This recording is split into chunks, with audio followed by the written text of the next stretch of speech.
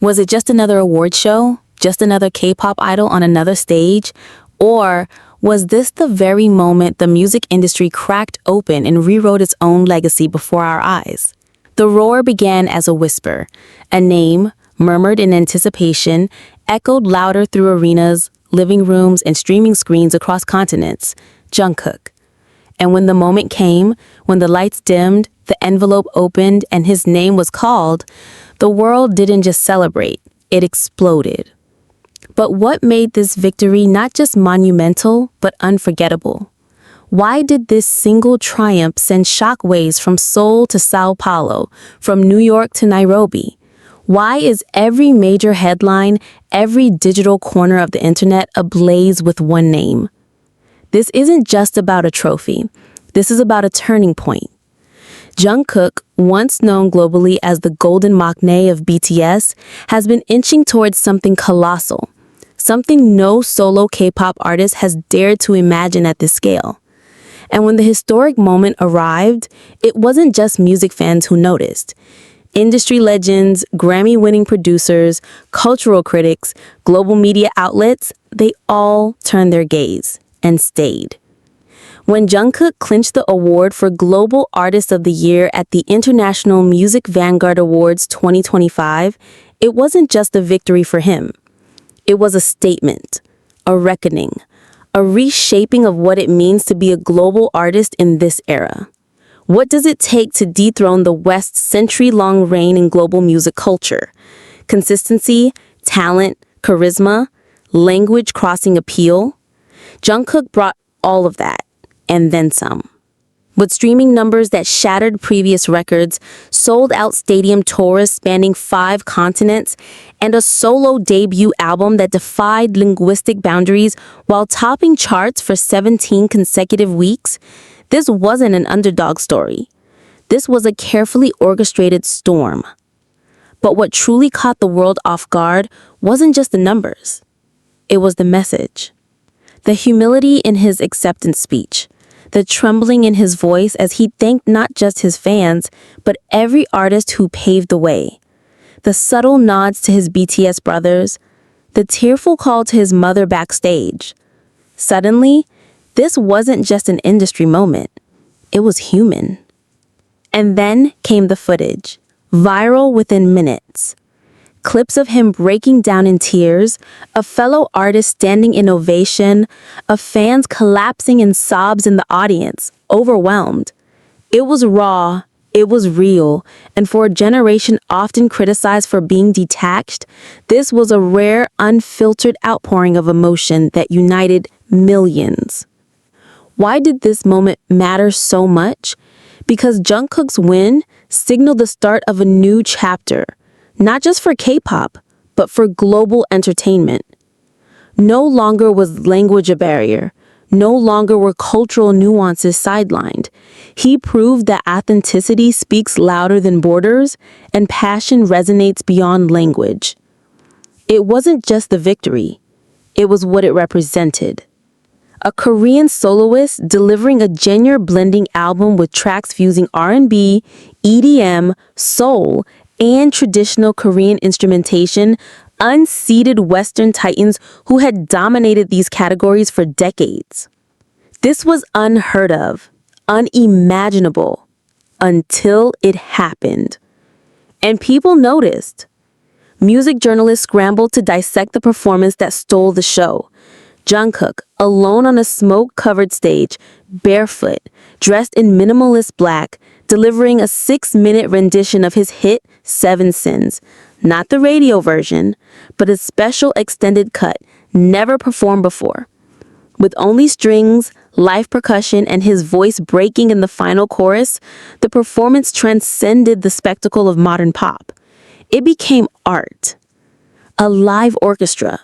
No backup dancers, no flashing graphics. Just him.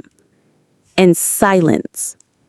Real, breath-holding silence from a crowd of thousands, unheard of at award shows, until the final note shattered it into a standing ovation that lasted longer than any seen at that venue in over a decade. But here's where it gets more astonishing. Sales of Jungkook's album Golden Hour Eclipse surged 600% within 48 hours of the award night. Streaming platforms saw record-breaking concurrent listeners. The hashtag Jungkook Victory trended in 98 countries. His performance was broadcast on 370 networks, translated in real time to 19 languages. The United Nations invited him to deliver a cultural keynote, all within 1 week. Is this the new global standard? Even Forbes, in a surprising cover story, dubbed him the voice of a generation redefined. And Time magazine's headline? Jungkook didn't just win. He changed the rules. Still, behind the glory lies something deeper, something fans are only now beginning to uncover. Hidden messages in his album lyrics point toward an emotional struggle most never saw coming. References to loss, fear of fame, the search for identity beyond the spotlight, themes wrapped in poetic Korean metaphors that hit differently when translated. And perhaps that's the quiet genius of Jungkook. Even at his loudest, he leaves space for you to listen. What now? Speculation swirls. Will he tour again? Will BTS reunite? Will Jungkook transition into filmmaking or politics, as insiders have rumored? Or will he disappear, like he once hinted, to become small again and write songs no one hears? And yet, perhaps the most burning question of all, can the world handle what comes next? Because this wasn't just a win, it was a warning shot. From the ashes of industry norms, something new has risen. A new archetype, a new era, and it carries one name, Jungkook. If you're just now asking, why is everyone talking about this? You're already late. But the real question is, can you afford not to be part of what happens next? And if you're still doubting the scale of this moment, take one look at the streets of Seoul, lit up with spontaneous fan rallies, the Empire State Building glowing purple and gold in tribute, the Louvre projecting his silhouette across its facade. Yes, that Louvre. This is not just celebrity. This is cultural combustion. And as the final words of his acceptance speech replay across social media feeds, "I am not here alone. I carry the voice of millions," you begin to understand that this isn't just his story. It's all of ours. Stay with us, because this saga isn't ending. It's just beginning. And Jungkook, he's not just making history. He's making sure the world remembers who changed it. Following the shockwaves that rippled through the music world, one detail has kept tongues wagging and analysts scrambling: Jungkook's secret collaborator. Just hours after his breathtaking performance, rumors exploded online about a mysterious producer named Echo. No one knew their identity or previous credits, but fans discovered that this elusive figure was credited as the co-orchestrator of that haunting strings arrangement. Speculation went wild. Was Echo a veteran European composer, a hidden genius from Seoul's underground scene, or a surprise cameo from a Western Grammy-winning maestro working incognito? As discussions swelled, Jungkook only responded with a single line in a rare tweet: "Art emerges from shadows."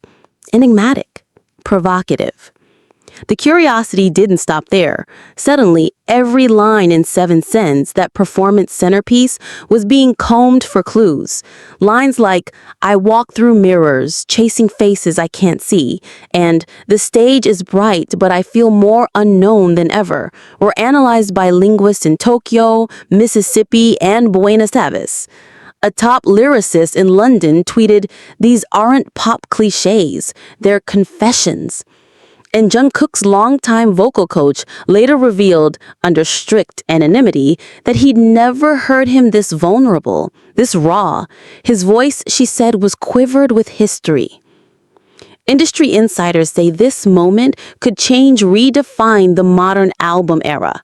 Streaming has reigned supreme for over 10 years, but Jungkook's win, coupled with that solitary stage piece, spurred legions to seek physical copies, deluxe vinyl editions, and even limited edition lyric books. Sales surged in nations often overshadowed by Western music markets: Indonesia, Nigeria, Mexico. In Peru, local bookstores sold out of translations of his lyrics. In the United Arab Emirates, luxury pop-up events commissioned live orchestras to reinterpret Golden Hour Eclipse tracks. Conventional wisdom said album sales were dead. Conventional wisdom just took a hit. But beyond commerce lies something more significant: cultural conversations. In Nepal, a documentary premiered exploring how Jungkook's lyrics resonated with youth grappling with mental health and identity. A proud father in Rio de Janeiro shared online that his twin teenage daughters finally found words for their anxiety after discovering Jungkook. Fans didn't just cheer, they sought connection, healing, reflection. Still, the biggest surprise might have come from Seoul's mayor. In a live press conference, the city unveiled Eclipse Plaza, a new public space dedicated to collective creativity, music workshops, mental health screenings, fan art corners, all in honor of the album's ethos. It felt like a meteoric shift when an individual artist catalyzes public well-being. Now, a week later, Jungkook has gone silent. No interviews, no social media, only one photo, his microphone lying abandoned on the award stage, spotlight still hovering over. That image alone reignited speculation. Was he stepping back, preparing a follow-up, or planting a narrative seed to let the moment echo before the next wave? So here are the burning questions. Will music labels finally invest in artistry over algorithmic hits? Will solo K-pop performers now vie to reach similar heights? Will Jungkook's silence spark a cultural lull or a creative renaissance? One thing is clear: time will reveal answers, but the reverberations are already here.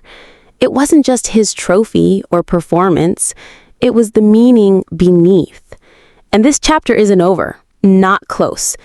The world may have witnessed a historic award ceremony, but what truly lingers is not the glitter, not the applause, not even the trophy.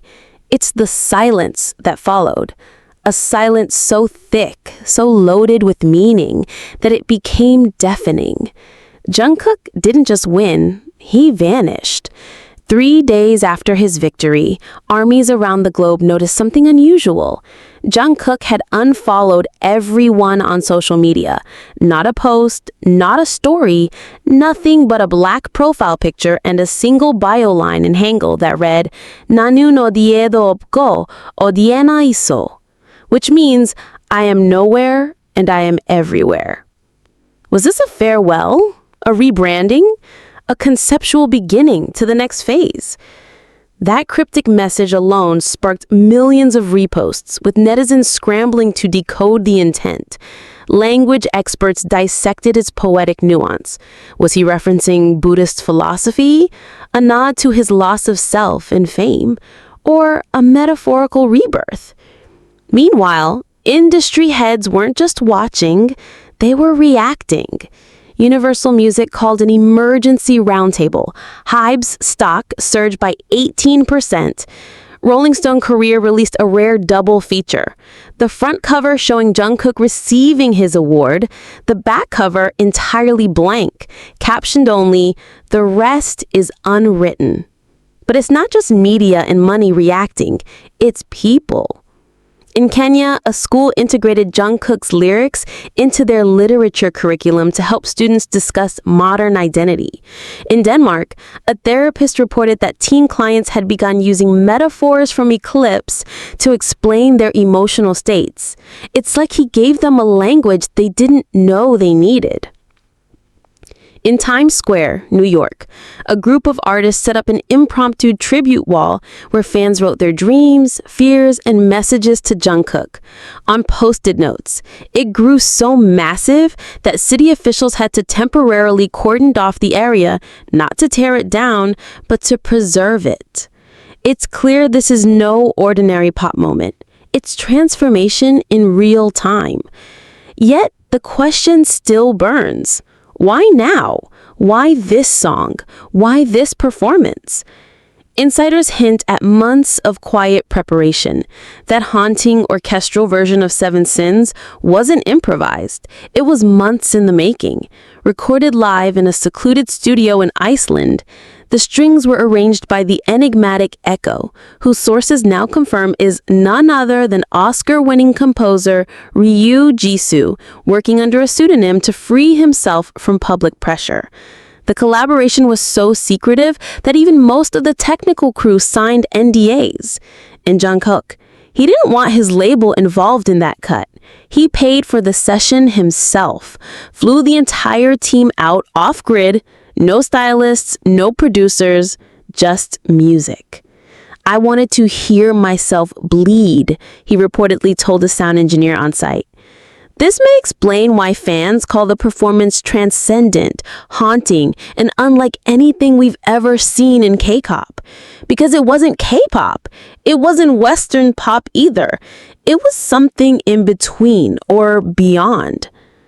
The structure of the piece echoed classical concertos. The lyrics, minimalist and agonizing. The lighting, stark and empty. And the camera? It didn't follow him. It watched him. Like a witness. Like the audience wasn't supposed to cheer, but to feel. So what does this moment mean for the rest of the industry? For years, global charts have been dictated by formula. 3-minute songs, viral TikTok hooks, calculated features. But now, streaming platforms are adjusting their algorithms because of Eclipse.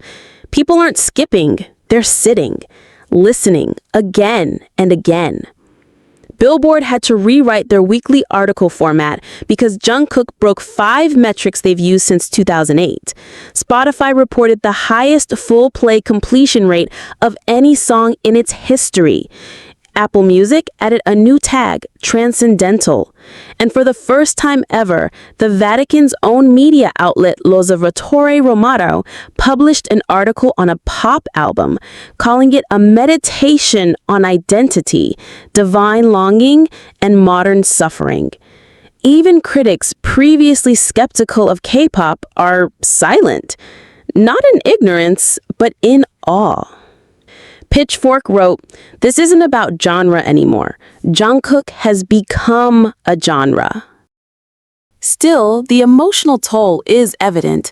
Footage from the award show's backstage reveals him collapsing into the arms of his stylist, sobbing. Fans froze when they saw it. It wasn't glamour, it wasn't victory. It was release, one that's been building for over a decade, since debut, through military pressures, through the weight of being the youngest in the world's biggest group, through the suffocating need to stay perfect. And yet, amidst it all, he emerged with Eclipse, not a product, but a soul-stamped document, unapologetically vulnerable, unflinchingly human.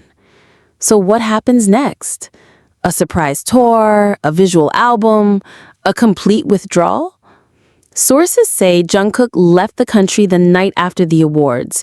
Destination unknown. HYEB won't comment. His family is silent. His close friends won't respond. But a single drone video taken from Jeju Island showing a lone figure standing barefoot on the edge of a cliff gazing into the ocean is fueling speculation that he's begun recording a second act, something even bigger. Because Jungkook has never chased trends, he's chased meaning. And now the world waits for a word, a note, a sign. Until then, we sit with the silence he left behind, a silence louder than any encore. A silence filled with questions about art, fame, identity, and what it means to truly be seen.